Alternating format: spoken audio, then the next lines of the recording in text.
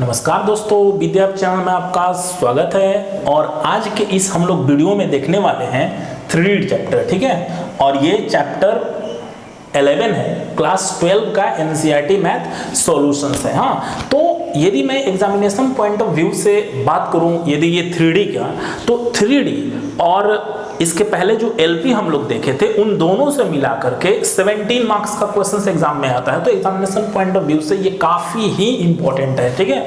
तो आप लोगों से रिक्वेस्ट बस यही है कि जो भी आप देखिए बिना स्किप किए हुए और कंसेप्ट जो है ना वो अच्छे से समझिए। हालांकि 11 क्लास में ऑलरेडी आप लोग 3D जो है उससे रूबरू हो चुके हैं। यहाँ पर भी कुछ उसके एडवांस फॉर्म हम लोग पढ़ेंगे, जहाँ पर 3 एक्सरसाइज है और इसमें बहुत ही अच्छे लेवल के क्वेश्चंस भी है। हाँ, तो देर न करते हुए आते हैं आज के हम लोग इस वीडियो पर।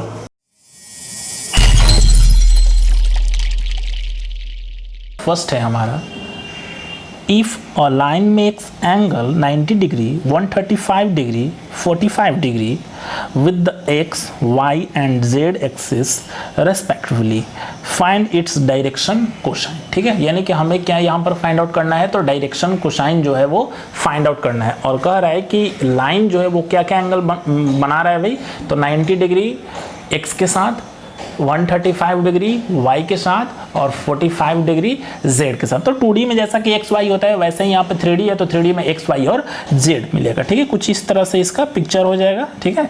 ये एंगल बन रहा है x, ये y और ये z के एंगल बन रहा है। तो हमें यही बताना है कि इसका डायरेक्शन कोसाइन जो होगा वो क्या होगा, ठीक है। सिंपल, बहुत ही ईजी ये क्वेश्चन समझिएगा कि। तो देखते हैं कंसेप्ट को समझने की कोशिश करते हैं हम लोग, ठीक है। सॉल्व। तो सपोज हम लोग कर लेते हैं कि एंगल जो बना रहा है, ध्यान दीजिएगा, तो एक स्टेटमेंट यहाँ पर क्या लिखेंगे, लेट डायरेक्शन कोसाइन डीसी, ठीक है। डायरेक्शन कोसाइन को हम लोग किससे डिनोट करेंगे भाई, तो वो हम लोग डिनोट करते हैं डीसी से, यानी कि direction cosine of line be L M and N. Suppose कर लेते हैं हम लोग कि डायरेक्शन कोसाइन ऑफ लाइन क्या है भाई, तो एल है, एम है और एन है, with X Y and Z axes, ठीक है। यानी कि एल एक्स के साथ, एम वाई के साथ और एन जेड के साथ, ठीक है। अब थोड़ा ध्यान दीजिएगा कि क्या गिवन है हमारा वैल्यू। तो हम लोग सपोज कर लेते हैं कि फर्स्ट वैल्यू जो है वो अल्फा का है, ठीक है। सेकेंड वैल्यू जो है वो हमारा बीटा का है 135 डिग्री और थर्ड वैल्यू है वो हमारा गामा का है 45 डिग्री, ठीक है। अब इसी के हेल्प से हम लोग क्या करेंगे, फाइंड आउट कर लेंगे। तो सिंपल से हम लोग डायरेक्शन कोसाइन यानी कि एल, डायरेक्शन कोसाइन को सबसे पहले एल माने, तो एल इक्वल टू क्या होता है भाई, तो कॉस अल्फा, ठीक है। कॉस अल्फा चूंकि मान लिया हम लोग, तो कॉस अल्फा वैसे ही कॉस बीटा हो जाएगा। और कॉस यानी डायरेक्शन कोसाइन का फॉर्मूला कुछ ये होता है, cos alpha cos beta cos gamma, simply होता है, ठीक है। तो कॉस अल्फा कहने का मतलब कि cos and value of alpha कितना डिग्री है भाई, तो 90 डिग्री, एंड कॉस 90 डिग्री का वैल्यू सबको ही जानता है 0, and this is the required answer, ठीक है। उसी तरह से डायरेक्शन कोसाइन एम निकालते हैं यदि हम लोग, तो एम क्या हो जाएगा भाई, तो यहाँ पर कॉस बीटा हो जाएगा, तो कॉस बीटा यानी कि कॉस 135 डिग्री। अब यदि आपको याद है 135 की वैल्यू तो लिख सकते हैं, नहीं आता है तो आप एक थोड़ा सा इसमें कंसेप्ट घुसा दीजिए। क्या भाई, तो कॉस, ये देखिए, तो 11 क्लास में आप लोग पढ़ चुके हैं क्या, 90 प्लस क्या करेंगे भाई, तो 90 प्लस 45 करेंगे, ठीक है। तो ये वैल्यू आ जाएगा क्या, 90 और 45, तो 135। अब याद करिए 11 में फॉर्मूला के cos 90 प्लस थीटा, यदि ये माइनस होता तब तो नॉर्मली हम लोग साइन थीटा लिख सकते थे, लेकिन यहाँ पर प्लस है तो इसलिए क्या हो जाएगा, माइनस साइन 45 डिग्री, ठीक है। यानी कि cos 90 plus theta is equal to होता है माइनस साइन थीटा, थीटा के प्लस पर क्या है 45, तो साइन 45 का वैल्यू क्या होता है 1/√2, माइनस है तो माइनस 1/√2, और ये आंसर हो गया, ठीक है। ऐसे तरह एन यानी कि n इज इक्वल टू क्या लिख लेंगे हम लोग, कॉस गामा, ठीक है। और कॉस गामा यानी कि कॉस कितना डिग्री है भाई, तो 45 degree, and cos 45 is equal to value जो है वो 1/√2 2 है and this is the required. तो ये कंसेप्ट बहुत ईजी था, तो आई होप कि समझ में भी आ ही गया होगा। नेक्स्ट आते हैं हम लोग क्वेश्चन नंबर 2 की तरफ। क्वेश्चन नंबर 2 भी बहुत ईजी है। फाइंड द डायरेक्शन कोसाइन, यानी कि इसमें भी डीसी निकालना है, of a line which makes equal angle, ठीक है। यानी कि इसमें एंगल जो बना रहे हैं वहाँ पर अलग अलग दिया था ना जी, तो यहाँ पर क्या करना है, एक ही एंगल यानी कि इक्वल एंगल बना रहा है with the coordinate X Y और जेड के साथ।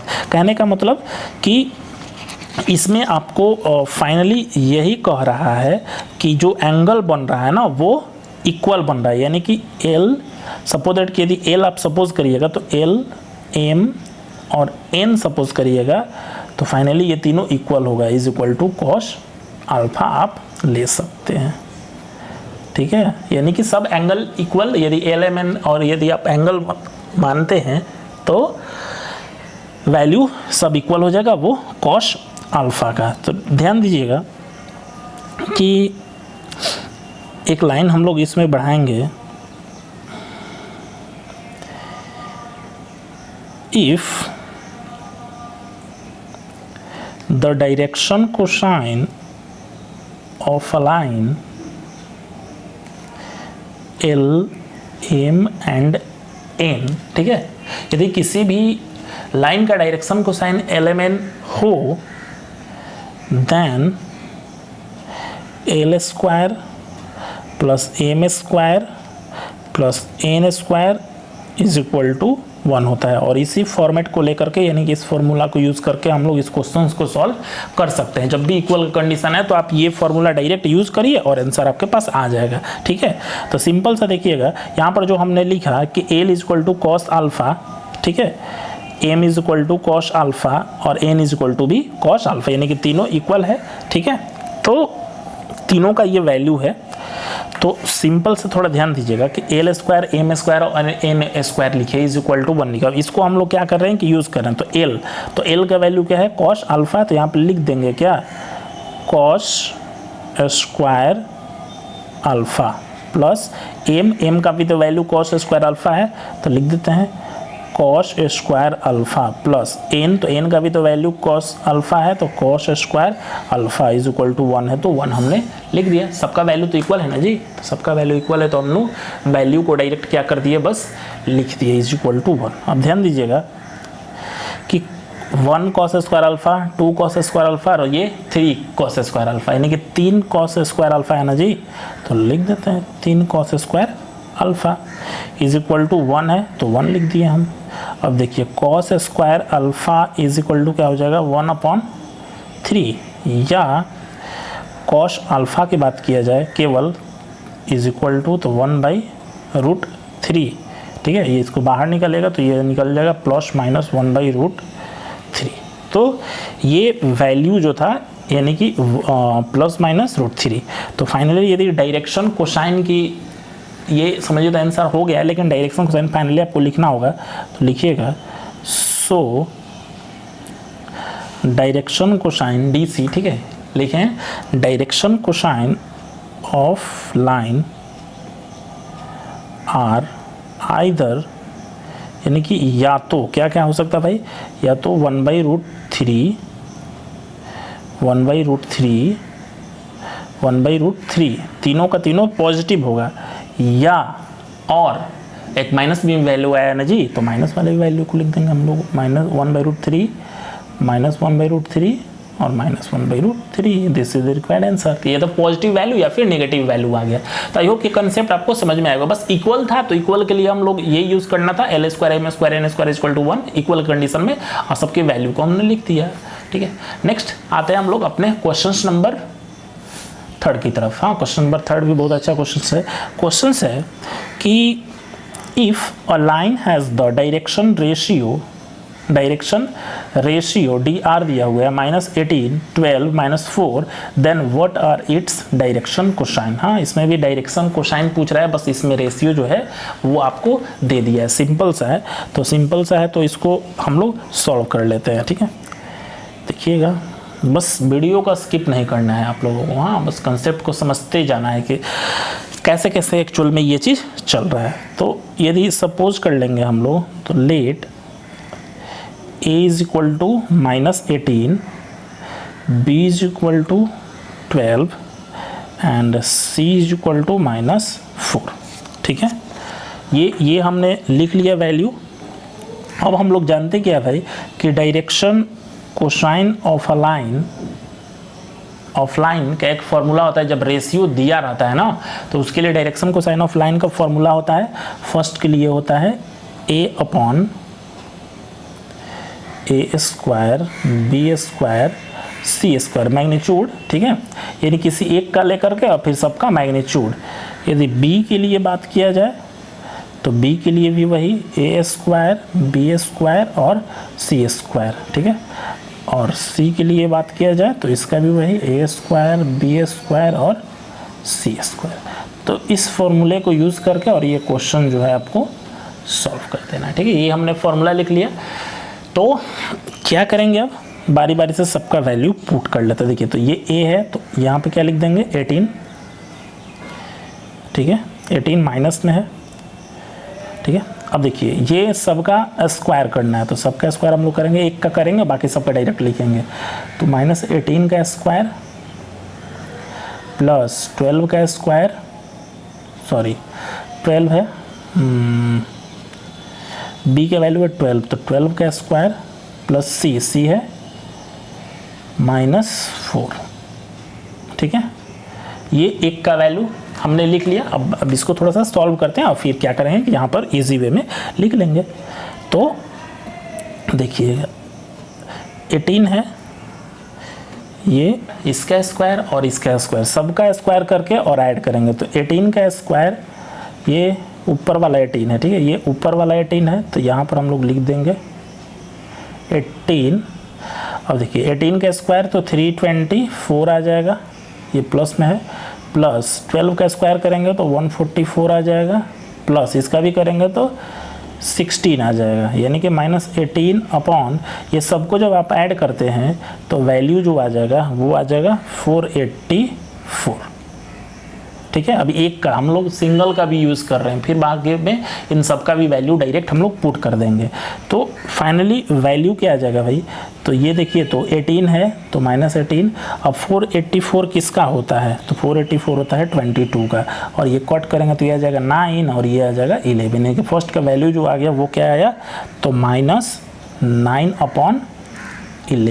ठीक है, ये फर्स्ट का वैल्यू हमने निकाल दिया। ठीक है, अब सेकंड के लिए करेंगे तो सेकंड के लिए क्या आ जाएगा, ध्यान दीजिएगा, b, तो वैल्यू ऑफ b क्या है 12 है, और ये तो फाइनली करेंगे, सॉल्व करेंगे तो ये क्या आ जाएगा, तो 22 ही ना आएगा, तो 22 लिख देते। तो ये 6 टाइम्स में, ये 11 टाइम्स में, तो ये वैल्यू आ गया 6/11। ठीक है, आप लोग इसे सॉल्व करिएगा। अब थर्ड की बात किया जाए, ये थर्ड का, तो c, तो वैल्यू ऑफ c क्या है -4 और ये 22 है, तो ये कट के कितना आ जाएगा 2 टाइम्स और ये आ जाएगा 11 टाइम्स, यानी कि ये वैल्यू आ जाएगा -2/11, और यही हमारा डायरेक्शन कोसाइन का फाइनली वैल्यू आ गया, रिक्वायर आंसर। ठीक है, तो आपको करना क्या है कि ये सब का सॉल्व, एक का निकाल लिए, अब दूसरे का भी आप निकालिएगा, तीसरे का भी हमने बस यहाँ पर एक को सॉल्व करके दिखा दिया। तो आई होप कि इसका कंसेप्ट आपको समझ में आ गया होगा। ठीक है, तो क्वेश्चन नंबर हम लोग 4 देखेंगे। क्वेश्चन नंबर 4 है, so that the points 2 3 4 -1 -2 1 5 8 7 are collinear. ठीक है, ये कोलिनियर की बात कर रहा है, यानी कि हमें प्रूफ करना है ना कि this point and this points are आपस में कोलिनियर है। ठीक है, तो सपोज कर लेते हैं कुछ value, let the given point A, इस पॉइंट को ए हम लोग मान लेते हैं, इस पॉइंट को बी मान लेते हैं। ऐसा बहुत सारा क्वेश्चन ऑलरेडी हम लोग सॉल्व भी कर चुके हैं। And point C 5 8 7। ठीक है, ये हमने लिख लिया। तो सबसे पहले आपको करना क्या है वो चीज़ यहाँ पर ध्यान दीजिएगा। हाँ, तो सबसे पहले क्या कि ये जो पॉइंट्स ए, पॉइंट्स बी और पॉइंट्स सी दिया हुआ है, कहने का मतलब कि यदि इसका बात किया जाए, इसका, तो इसका पॉइंट कुछ इस तरह से आ जाएगा, x1 y1 और z1। इसका बात किया जाए तो ये क्या निकल कर आएगा, x2 y2 और z2। और इसकी बात किया जाए तो क्या आएगा, x3 y3 और z3। ठीक है, यानी कि x1 x2 x3 y1 y2 y3 z1 z2 z3, ये सब हमने सारे वैल्यू को डिनोट कर लिया। ठीक है, अब करना क्या है हम लोगों को कि सबका डायरेक्शन रेशियो हम लोग फाइंड आउट करेंगे। ठीक है, डायरेक्शन रेशियो, तो देखिएगा लिखेंगे direction ratio of A B. हाँ, ए और बी का हम लोग क्या करेंगे, डायरेक्शन रेशियो सबसे पहले फाइंड आउट करेंगे। तो डायरेक्शन रेशियो का फॉर्मूला आप लोगों को ऑलरेडी पता है कि position vector of B minus position vector of A. तो फॉर्मूला डायरेक्ट हम लोग लिखेंगे, यानी कि इसमें हो जाएगा कि x2 minus x1 y2 minus y1 और z2 माइनस z1। तो डायरेक्ट हम लोग वैल्यू देखिएगा, तो x2 माइनस x1 करते हैं तो देखिएगा -1 और ये हो जाएगा -2, फिर हो जाएगा -2 -3, फिर हो जाएगा 1 -4। इसको सॉल्व जैसे ही करेंगे तो आ जाएगा ये हो जाएगा -3, ये हो जाएगा -5 और ये हो जाएगा -3, यानी कि ए बी का जो रेशियो था वो हमारा मिल गया है। ठीक है, अब हम लोग किसका निकाल लेंगे, अब फटाफट ए सी का भी निकाल लेते हैं। ठीक है, डायरेक्शन रेशियो ऑफ ए सी, यानी कि कोलिनियर कंडीशन, यानी कि यही होगा ना जी, तो ए बी सी, तो ए बी और ए सी हम लोग निकाल लेंगे। जो वैल्यू इक्वल आ जाएगा तो सिंपल सा हो जाएगा। तो देखिए ए सी का जैसे ही निकालिएगा, यानी कि देखिए ए और सी का, तो इसमें भी यही formula x3 x1 y3 y1 और z3 z1। तो इसमें भी कर लेते हैं, देखिए 5 - 2 8 - 3 और 7 - 4, इसको जब सॉल्व करेंगे तो 5 2 3 8 3 5 7 4 3, ये आ गया, ये वैल्यू हमारा आ गया। अब क्या करेंगे भाई, तो सबको कंपैरिजन करेंगे। ठीक है, तो देखिएगा यानी कि ये वैल्यू आया, क्या आया, तो ये -3 और ये आ गया 3। ठीक, ये आया -5, ये आया 5। ठीक, ये आया -3 और /3। अब जैसे ही देख क्या रहे हैं हम लोग, कट करते हैं तो ये -1, ये -1 और ये -1, यानी कि एक कांस्टेंट वैल्यू जो मिला वो हमारा मिला -1। तो इस बेस पर हम लोग क्या कर सकते हैं कि ए बी एंड ए सी जो है वो क्या है आपस में, तो आर प्रोपोर्शनल है। ठीक है, ये आपस में दोनों वैल्यू कांस्टेंट आ गया ना जी, तो ये आपस में प्रोपोर्शनल हो गया। और जैसे ही प्रोपोर्शनल आ गया तो हम लोग कह सकते हैं कि hence A B and A C are parallel. ठीक है, यानी कि ये आपस में क्या है, पैरेलल है।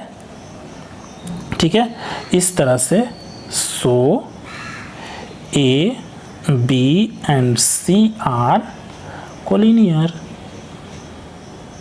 ठीक है, तो आई होप कि इसका भी कंसेप्ट आपको समझ में, बस ए बी और ए सी का डायरेक्शन रेशियो फाइंड आउट करना था, देखना था कि दोनों का रेशियो जो आ रहा है वो क्या आ रहा है, इक्वली दिया जा रहा है तो वो प्रोपोर्शनल हो जाएगा, फिर पैरेलल हो जाएगा, और जैसे ही पैरेलल हो जाएगा अतः आपस में ये कोलिनियर हो जाएगा।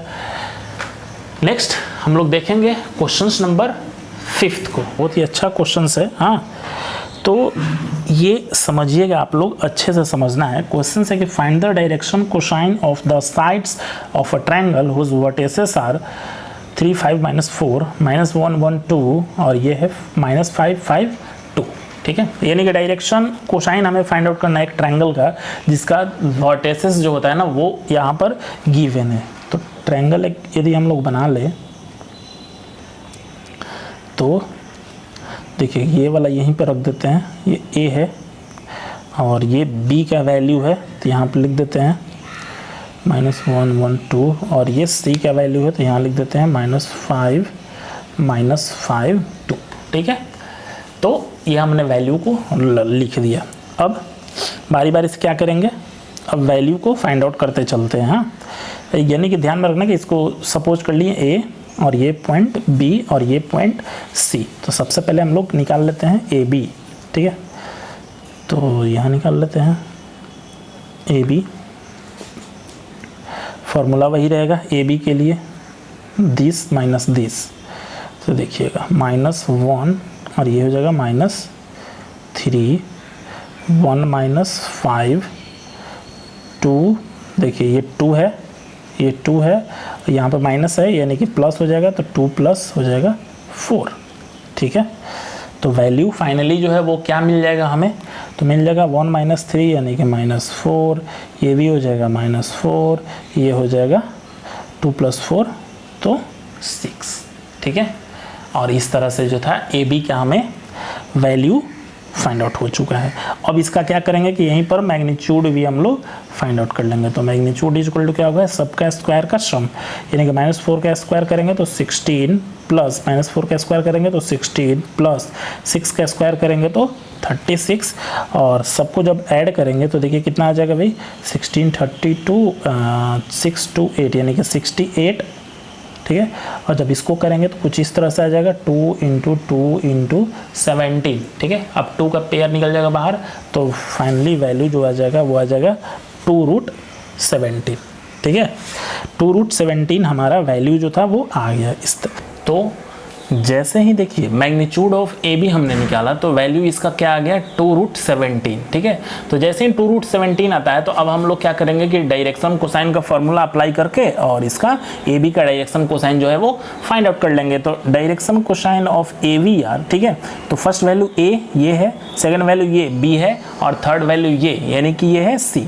तो फॉर्मूला जैसा कि हमारा क्या होता है भाई कि A upon magnitude of A B, तो ऐसे लिख सकते हैं क्या, -4 upon magnitude of A B क्या है, तो 2√17। ठीक है, तो ये देखिए 2 से ये 2 टाइम्स में कट जाएगा। सेकेंड वैल्यू क्या है यानी कि बी, तो बी वैल्यू क्या है -4, तो ये भी हो जाएगा 2√17, तो ये भी कैंसिल हो जाएगा 2 टाइम्स में। और सी यानी कि सी वैल्यू क्या है, तो 6 है, 6 अपॉन 2√17, तो ये कट जाएगा 2 3 टाइम्स में, यानी कि वैल्यू डायरेक्शन कोसाइन का क्या आ गया, फाइनल जो आंसर की बात की जाए तो -2 अपॉन √17।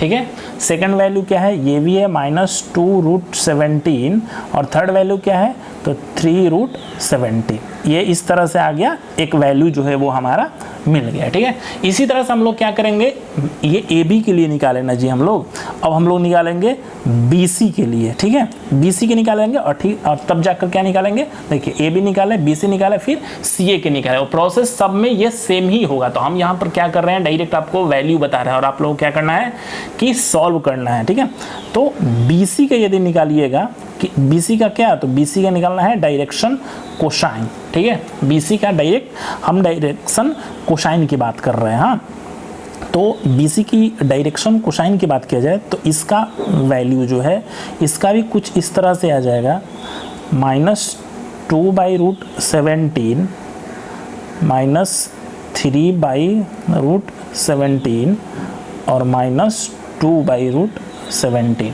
ठीक है, सेम इसी के जैसा आपको फॉलो करना है, पहले बी सी निकालना है इस तरह से, फिर उसका बी सी का मैग्नीट्यूड निकालना है, और फिर डायरेक्शन कोसाइन, ये हमने डायरेक्ट वैल्यू निकाल लिया। और इसी तरह से हम लोग किसका निकाल लेंगे, तो इसी तरह से हम लोग सी ए का भी निकाल लेंगे। ठीक है, तो सी ए का जब डायरेक्शन कोसाइन निकालेंगे तो इसका डायरेक्शन कोसाइन आपका आ जाएगा 4/√42, सेकेंड वैल्यू आ जाएगा बी का 5/√42, और ये -1/√4। ये हम इसलिए निकाल रहे हैं ना ताकि एक ही चीज़ है ना, तो रिपीटेशन बार बार अच्छा नहीं लगता है, तो इसीलिए हमने, तो ये सब जो है हमारा डायरेक्शन कोसाइन का वैल्यू आ गया। तो इस तरह से ये क्वेश्चन नंबर 5 का ये कंसेप्ट आई होप कि समझ में आ गया होगा। आप लोग बनाइएगा इसको और कमेंट बॉक्स में बताइएगा कि आपसे सॉल्व हुआ है या नहीं हुआ है। इस तरह से मिलेंगे हम लोग नेक्स्ट वीडियो में नेक्स्ट कंसेप्ट के साथ, तब तक के लिए गुड लक, बाय बाय।